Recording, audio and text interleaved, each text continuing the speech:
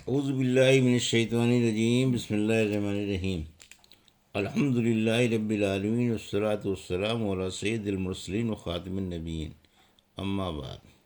صحیح بخاری، باب کتاب الانبیاء، حدیث نمبر 3408، اردو ترجمہ۔ ابو ہریرہ رضی اللہ عنہ سے روایت ہے، انہوں نے بیان کیا کہ مسلمانوں کی جماعت کے ایک آدمی اور یہودیوں میں سے ایک شخص کا جھگڑا ہو گیا، تو مسلمان کہنے لگا، اس ذات کی قسم جس نے محمد صلی اللہ علیہ وسلم کو ساری دنیا میں سب سے افضل بنایا ہے۔ یہ بات اس نے قسم کھاتے ہوئے کہی۔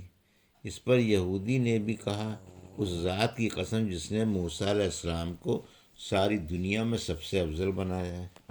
یہ سن کر مسلمان شخص نے اس یہودی کو ایک تھپڑ جڑ دیا، تو اس یہودی نے نبی کریم صلی اللہ علیہ وسلم کی خدمت میں حاضر ہو کر اپنے اور مسلمان کے درمیان ہونے والے جھگڑے کے بارے میں خبر دی۔ تو آپ صلی اللہ علیہ وسلم نے اس موقع پر فرمایا، مجھے حضرت موسیٰ پر ترجیح نہ دیا کرو، کیونکہ جب لوگ قیامت کے دن بے ہوش کر دیے جائیں گے اور سب سے پہلے میں ہوش میں آؤں گا، تو کیا دیکھوں گا کہ موسیٰ علیہ السلام عرش کا پایا پکڑے ہوئے کھڑے ہیں۔ اب مجھے نہیں معلوم کہ وہ بھی بے ہوش ہونے والوں میں تھے اور مجھ سے پہلے ہوش میں آ گئے، یا وہ بے ہوش ہونے والوں میں سے ہی نہیں تھے۔ اس حدیث سے معلوم ہوا کہ نبی کریم صلی اللہ علیہ وسلم کے کہنے کا یہ مطلب تھا کہ مجھ کو دوسرے نبیوں پر اس طرح فضیلت نہ دو جس سے ان کی توہین ہو، یا یہ حکم اس وقت کا ہے جب آپ کو یہ نہیں معلوم تھا کہ میں تمام نبیوں سے افضل ہوں۔ حشر کے میدان میں بے ہوش نہ ہونے والوں کا ذکر سورہ زمر کی آیت میں بھی ہے۔ حدیث نمبر 3409، اردو ترجمہ۔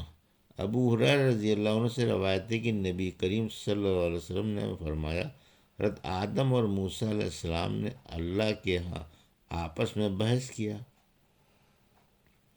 موسیٰ علیہ السلام نے آدم سے کہا کہ تم وہ آدم ہو کہ تمہاری غلطی نے تمہیں جنت سے نکال دیا۔ آدم علیہ السلام نے یہ سن کر موسیٰ سے کہا کہ تم وہ موسیٰ ہو جنہیں اللہ تعالیٰ نے نبی بنایا اور ان سے کلام کیا، پھر بھی آپ مجھے ایسے معاملے پر ملامت کرتے ہیں جو اللہ تعالیٰ نے میری پیدائش سے بھی پہلے لکھ دیا تھا۔ نبی کریم صلی اللہ علیہ وسلم نے فرمایا، چنانچہ آدم علیہ السلام حضرت موسیٰ علیہ السلام پر حجت میں غالب آ گئے۔ نبی کریم صلی اللہ علیہ وسلم نے یہ جملہ 2 مرتبہ فرمایا۔ اس حدیث میں بھی حضرت موسیٰ علیہ السلام کا ذکر ہے، اس لیے یہاں حضرت موسیٰ علیہ السلام کے بیان میں لائے ہیں۔ یہ حدیث تقدیر کے باب میں بھی آ چکی ہے، اس لیے حدیث کا مطلب وہاں پر دیکھا جا سکتا ہے۔ حدیث نمبر 3410، عبداللہ بن عباس سے روایت ہے، انہوں نے بیان کیا کہ ایک دن نبی کریم صلی اللہ علیہ وسلم ہمارے پاس تشریف لائے اور فرمایا کہ میرے سامنے تمام امتیں لائی گئیں، تو میں نے دیکھا کہ ایک بہت بڑی جماعت آسمان کے کناروں پر چھائی ہوئی ہے۔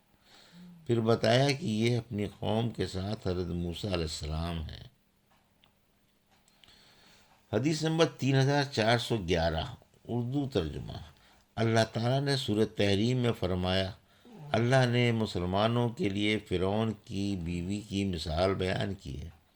جب اس بیوی نے اپنے رب سے دعا کی کہ میرے رب میرے لیے جنت میں اپنے پاس ایک گھر بنا اور مجھے فرعون اور اس کی حرکتوں سے نجات دلا اور ظالم لوگوں کے ہاتھ سے مجھ کو نجات عطا فرما، اور اسی طرح عمران کی بیٹی مریم کی بھی مثال بیان کی، جس نے اپنی شرمگاہ کی حفاظت کی، تو ہم نے اس میں اپنی روح پھونک دی اور وہ اپنے رب سے کلام اور اس کی کتابوں کو حق سمجھتی تھی اور فرما برداروں میں سے تھی۔ سورہ تحریم آیت 11-12۔ ابو موسیٰ رضی اللہ عنہ سے روایت ہے کہ نبی کریم صلی اللہ علیہ وسلم نے فرمایا، مردوں میں تو بہت سے کامل لوگ پیدا ہوئے، لیکن عورتوں میں فرعون کی بیوی آسیہ اور عمران کی بیٹی مریم کے علاوہ اور کوئی کامل عورت نہیں پیدا ہوئی۔ عورتوں پر عائشہ کی فضیلت ایسی ہے جیسے تمام کھانوں پر سرید کو فضیلت حاصل ہے۔ سرید اس کھانے کو کہتے ہیں جو روٹی اور شوربہ ملا کر بنایا جاتا ہے۔ حدیث میں کمال سے مراد وہ کمال ہے جو تلاوت اور بزرگی سے مرتبے میں آگے بڑھا ہوا ہو۔ اس بات پر امت کا اتفاق ہے کہ عورتوں میں کوئی بھی نبی نہیں بنائی گئی ہے۔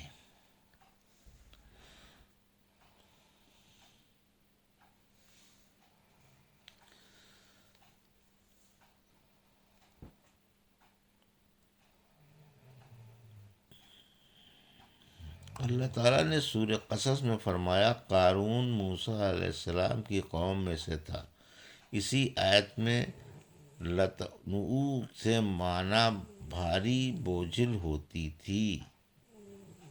ابن عباس نے الی قوتن کی تفسیر میں کہا کہ ان کی کنجیوں کو طاقتور آدمیوں کی ایک جماعت سے اٹھا پاتی، بہت مشکل سے اٹھا پاتی تھی۔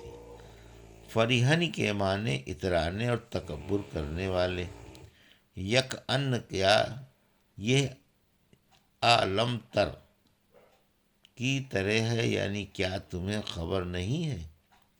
یبسطو و یقدرو کے معنی کشادہ کرتا ہے اور تنگ کرتا ہے، یعنی کیا تجھے خبر نہیں کہ اللہ تعالیٰ جس کے لیے چاہتا ہے روزی کو کشادہ کر دیتا ہے اور جس کے لیے چاہتا ہے تنگ کر دیتا ہے۔ کہتے ہیں کہ قارون حضرت موسیٰ کے چچا کا لڑکا تھا جس سے اللہ نے بے پناہ دولت دے رکھی تھی، یہاں تک کہ اس کی تجوریوں کی چابیوں کو اٹھانے کے لیے 40 آدمیوں کی ضرورت پڑتی تھی۔ یہ شخص تورات کا بہت بڑا عالم تھا، لیکن دھن دولت کی افراط زیادتی سے اسے اندھا اور گمراہ کر دیا تھا۔ آخر اس کا یہ ہوا کہ اپنی دھن دولت کے ساتھ زمین میں دھسا دیا گیا۔ روایتوں میں آتا ہے کہ قیامت تک زمین کے نیچے دھستا چلا جا رہا ہے اور یہ سلسلہ اب بھی جاری ہے۔ اس بیان میں کہ ویلا مدین سے مدین میں رہنے والے لوگ مراد ہیں، کیونکہ مدین ایک شہر کا نام تھا۔ اسی طرح سورہ یوسف میں وسأل کر یا سے مراد اس بستی میں رہنے والے لوگ ہیں، اور وسأل عیر سے اونٹ پر سوار لوگ۔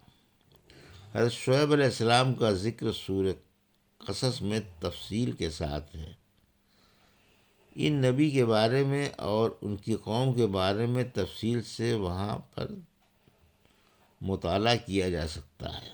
حضرت شعیب علیہ السلام کے بارے میں امام رحمۃ اللہ علیہ کو ان کی شرط پر حدیث نہیں ملی، اس لیے کیول قرآن کی ایک آیت اور اس کے چند لفظوں کی تشریح کے بعد بات ختم کر دی گئی۔ آیتوں کے سخت لفظوں کی تشریح لمبی ہے، لیکن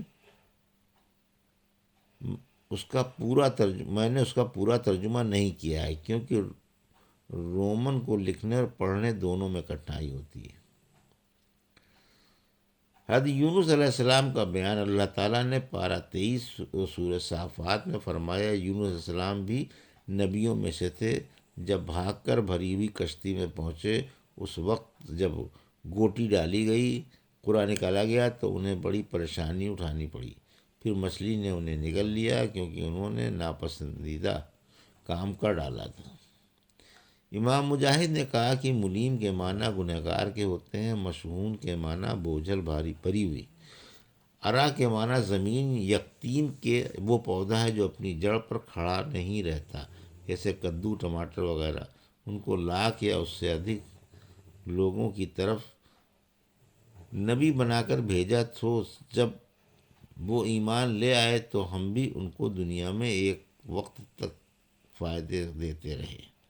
مخزوم و قزیم کے معنی رنجیدہ، پریشان حال حدیث نمبر 3412۔